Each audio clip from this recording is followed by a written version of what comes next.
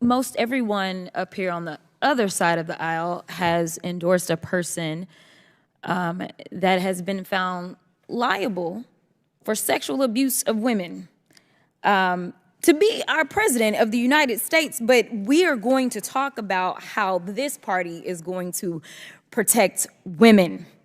Protecting women, what exactly does that mean? Are we going to talk about sexual abuse? Because we can get into it, because we do have some real conversations that we can have about it. Considering the fact that we're currently in the middle of, say, a war, there's been allegations of rape being used in war. Seems like maybe we could have a few conversations about what it would look like to prevent that, what it would look like to maybe go and get those hostages out, maybe go and send some money to our allies. It looks like we could do something of value, but let me tell you, this session, we have set so many good records. One of those records was we've had a record number of people that have retired or announced their retirements in the month of November from the House.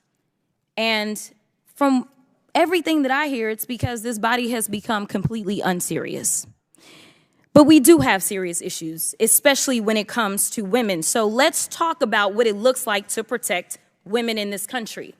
When lawmakers like this are so far out of touch with what women need, we see states pushing back, at least states that will allow you to push back. I'm from the state of Texas, and of course, they don't want you to ever have an opportunity to raise your voice in the state of Texas. In fact, Ms. Perry, I know your organization, the Heritage Foundation, loves Texas. Ooh, they love Texas. They always sending us some nonsense bills that somehow set this country on the wrong trajectory. They send them to Texas. They send them to Florida. Every deplorable state that we can think about, they usually coming out of y'all's think tank.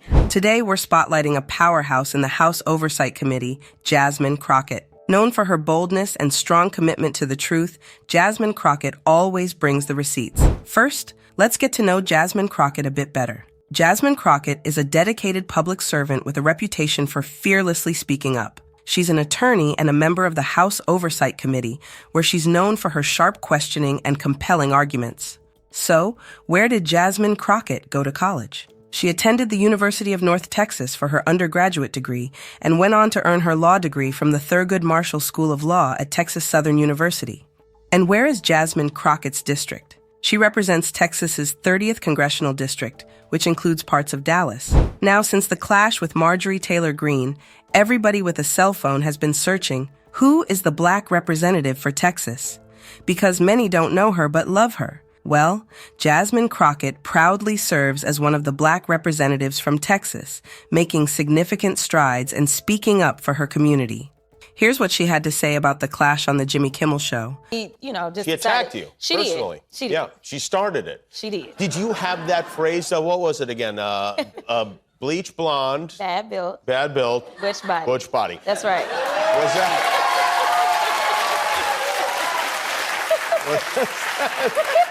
It's so good. Was that floating around in your head before this? No. Holy cow, that just came out? Not really. So, like, when you clip it up, I mean, it looked like it was really fast, but it wasn't. There was a lot of time that passed. Okay. And so they were supposed to either kick her out or she was supposed to apologize. Uh-huh. And ultimately, Comer, who y'all saw was very confused. Yeah. He seems perpetually confused. Absolutely. Yeah. He then also revealed in that hearing that he has 2 hearing aids. So he was like, if y'all didn't realize I got 2 hearing aids, I can't hear. That's convenient. So we were like, oh, so we're having a hearing about the fact that you don't have the audio recordings from the AG. Got it. Because you can't hear him anyway. So what do you need it for? But nevertheless, so there was a lot of time that passed, but it was clear that he was about to rule the wrong way. So when he did that, I looked over and I dressed her from head to toe and I wrote it down. I see. Yeah. Interesting. Well, that was impressive, I have to tell you. In the House Oversight Committee, Jasmine Crockett has made a significant impact. She's not afraid to challenge misleading statements and always backs up her arguments with solid evidence. Let's look at some of her key moments. When we look at mental health issues in this country, if we care, because I done heard terms that I never thought I hear certain people say up in here. We done heard about equality. We done heard about regressiveness. We've heard about civil rights. I can't get the Voting Rights Act passed. We've heard we need to follow the science. Are you kidding me? When we're sitting up here talking about anti-vaccine and all this nonsense. You know, you are a brave man. I don't know who would want to sign up for your job, especially in a time in which it seems like we don't believe in science, or we don't know what data is, or we just gonna ignore it. I'm not really sure. I don't know how long you were asked about ivermectin. And let me tell you something. I don't know if you've ever testified in court, but you will be a great witness because you refused to answer the way that he wanted you to, which would have been, again, putting out misinformation. Very interesting. My colleague just mentioned that we should talk about facts instead of fallacy. So I do want to make sure that we address a couple of facts, starting with the fact that Republicans claim to be pro-life, but they're anything but. Considering the fact that we just had a woman and her 2 children that died, they drowned in the state of Texas because our governor decided that federal authorities should not be allowed to actually try to save those people. Order, Mr. Chairman, could you instruct the member to not use profanity to interrupt other members? And can we not keep running down my time? We'll hold your time. You'll get it back. The fact is, these people died at our border in Texas on Friday. We are here today having a hearing, and the pro-life party does not want to talk about the fact that there was basically state-issued or sanctioned death at the Texas border. There can be nothing more inhumane than the fact that we have not even decided that we were going to discuss this on the pro-life side. And you engaged in an exchange earlier with one of my colleagues, and I don't know if you recall, but it was hitting me a little differently as a Black woman sitting here, because it almost seemed as if you either get diversity or you get qualifications. It did not seem as if my colleague understood that someone can be diverse and qualified.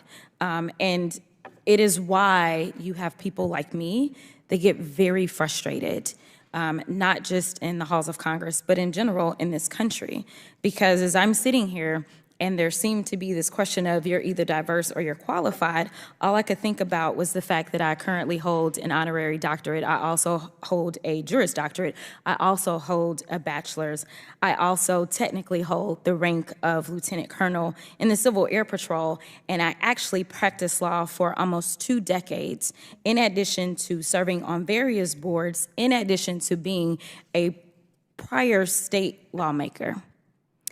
And there are those that would make some people believe that because I happen to be Black and or a woman, that somehow, even though I can rattle off all the qualifications in the world, my Blackness makes me unqualified.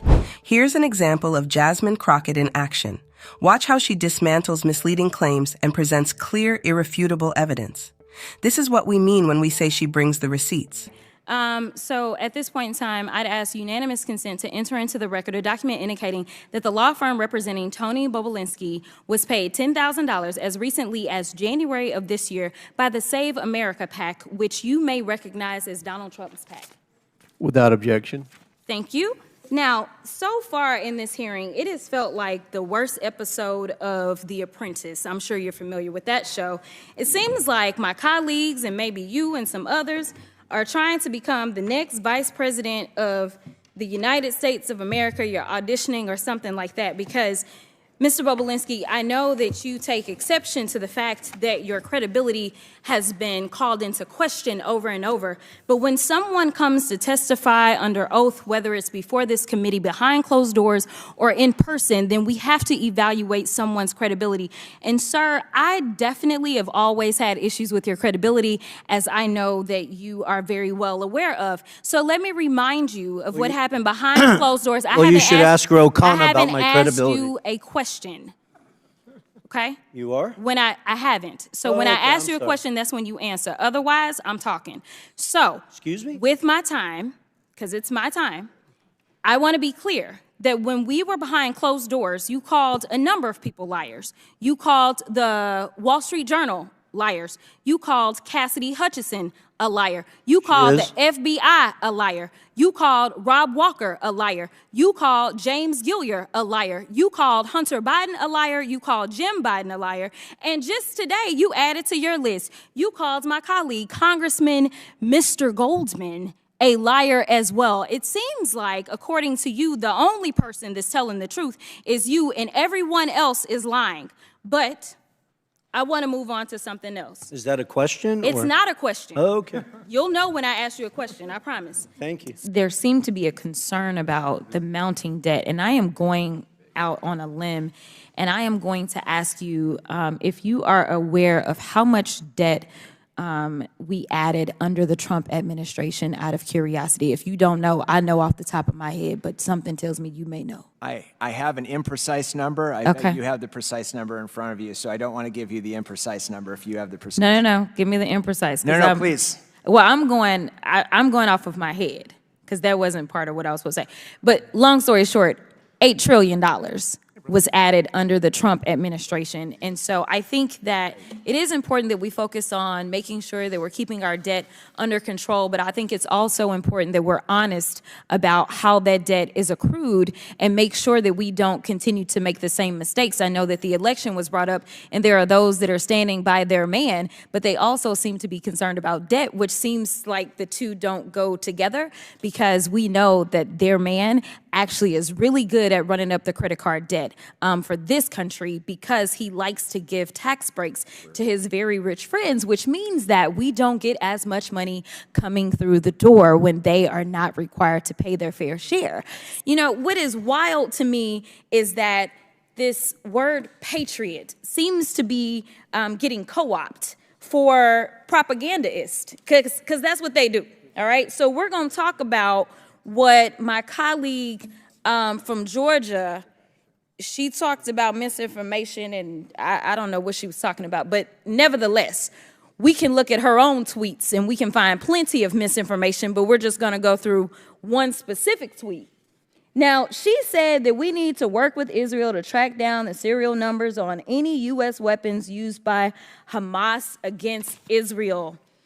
Dr. Snyder, I may be going out on a limb, but are you aware that that was actually just propaganda that was put out, and there actually were not U.S. weapons that were being used by Hamas, as she attempted to insinuate in this tweet? Again, it's common sense not to trust my colleagues on the other side of the aisle when it comes to stating the facts, because they are the same ones that gave us alternative facts about the election. They gave us alternative facts about January 6th. And thus far, they have given us alternative facts, at least to the American people, about their motivation for this impeachment inquiry. So I do have a few receipts that I'd like to go through. On December 6, 2023, Chairman Comer tweeted out that President Biden emailed with his son's business associates. But let me be clear, when consulting the transcript, it was determined that those were alternative facts. The actual facts found in Mr. Archer's transcribed interviews show that President Biden was not involved in his son's business activities, and that during his more than a decade-long business relationship with Hunter Biden, Archer never witnessed President Biden have any involvement in his son's business dealings or take any official actions to benefit Hunter Biden or his businesses. And Archer never witnessed Hunter Biden discuss the substance of his business with his father or ask his father to take any official actions. Again, in August of 2023, Chair Comer stated in an interview to Newsmax that Mr. Archer, quote, admitted that the Burisma executives were squeezing Hunter Biden to try to do everything he could to get the prosecutor Shokin fired, because they were going after their corrupt energy company. And lo and behold, a few days later, Joe Biden actually did that. After consulting the transcript, yet again, it was determined another alternative fact. The actual facts are that Mr. Archer specifically spoke about Ukraine and Hunter Biden's role with Burisma, the Ukrainian energy company on whose board they both served, and repeatedly stated Hunter Biden never discussed Burisma with his father and never asked his father to take an official action to benefit him or Burisma. Mr. Archer further stated that he had no reason to believe Vice President Biden's call for Shokin's removal was driven by anything other than the U.S. government's anti-corruption policy in Ukraine. Chairman Comer, again, tweeted, he loves his Twitter, on December 6th that President Biden was on speakerphone with the Biden family business associates over 20 times, We consulted the transcript, and it was determined again, another alternative fact. Mr. Archer's transcribed interview actually states that while Hunter Biden spoke frequently with his father, sometimes when Hunter Biden was with other people, Mr. Archer stated he never witnessed any discussion of substantive business during these calls. Again, Chair Comer's association with reality about information brought forth by witnesses he demanded come in, well, Chair Comer, we spun it again about Mr. Archer's statements when it came down to President Biden.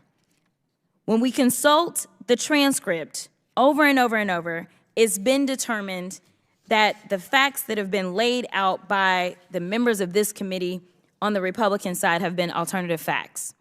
And let me tell you why nobody wants to talk to y'all behind closed doors, because y'all lie. That's just the bottom line. You have done it thus far in this investigation. You have done it this far as it relates to this committee. In every single hearing, y'all spin. I don't know how y'all are still standing right now, because you should be quite dizzy from all the spinning that you're constantly doing when it comes to spinning the truth. You talk about free and fair elections, but you back a guy who we know tried to steal the election. And this isn't about what Democrats have to say. Let me remind you, for those of you that don't know how the justice system works, it's not a matter of the president went in and indicted Trump, but we are talking about grand juries. Grand juries are comprised of American citizens, and the people that have entered pleas of guilty that will be flipping on your leader in a minute, they are Republicans. I do want to point that out. And half of them were Republicans that were handpicked by Donald Trump himself. So, to be clear, whatever happens to your little leader, it's going to be because of the actions that he took. So you can talk all you want to about how January 6th was nonsense, but all of y'all were running at that time. Y'all were grabbing y'all's gas masks and y'all were running to your offices because you didn't know if they were coming to kill you. You should have cared that somebody was there to protect you, but instead you want to play games because you found out that it was your leader that decided that he wanted to propagate an insurrection on our country. So don't tell me that you care about the Constitution, because you don't.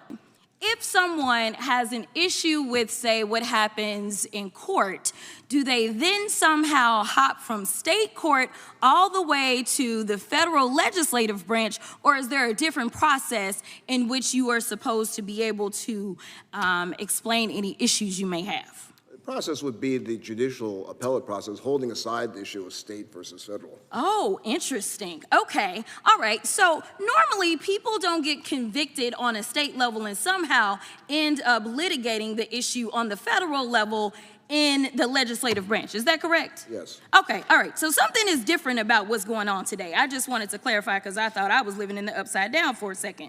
Recently, Jasmine Crockett appeared on MSNBC to discuss what happened after the Biden and Trump debate. She didn't hold back when talking about the current state of the country compared to when Trump was president. Let's take a look at what she had to say. I was just having a rather spirited conversation with Charlie Sykes, who disagrees with me. I don't know if you had a chance to hear my opening statement, basically telling Democrats to buck up and stand behind the president, because Republicans clearly are standing behind their twice impeached convicted felon of a nominee. What say you? No, I stand with you, Jonathan, and I stand with the President of the United States. You know, I've been thinking about this. Obviously, Republicans will stand with, it seems like, the devil, if it means that they are going to get their disastrous policies in place. That's all they care about. And I've been trying to stress to people that this election should be about them as individuals, and they should be voting not for the exact person, but the team. They need to be looking at who can control the House, who can control the Senate, as well as the White House, and what types of policies is that team going to push forward. And finally, I've ultimately decided that this is kind of like cough syrup. Nobody really likes the taste of cough syrup, but at the end of the day, they take cough syrup because cough syrup is what they need to heal their bodies. Right now, this country needs to be healed, and they will not find healing if they decide to deal with Donald Trump, but they will find healing if they decide that they want to give this administration another 4 years, so that hopefully we may have an opportunity to get a better Supreme Court. we may have an opportunity, so long as we get the House to go ahead and get another child tax credit passed, to make sure that there is going to be a housing stipend passed so that people can go ahead and move into new homes and things like that. Congresswoman, the New York Times has called on the president to bow out of the race. Just this afternoon, before we came on the air, the Atlanta Journal-Constitution called on the president to bow out of the race. What are you hearing from fellow members of Congress about whether the president should drop out? Is there even the hint of a groundswell that he should leave the race? I don't think there is. And you know what is so frustrating for me, Jonathan, you know better than almost anyone that most people came to know me when I fled the state of Texas over voting rights. What we have to think about, what people are asking us to do, is subvert the will of the people.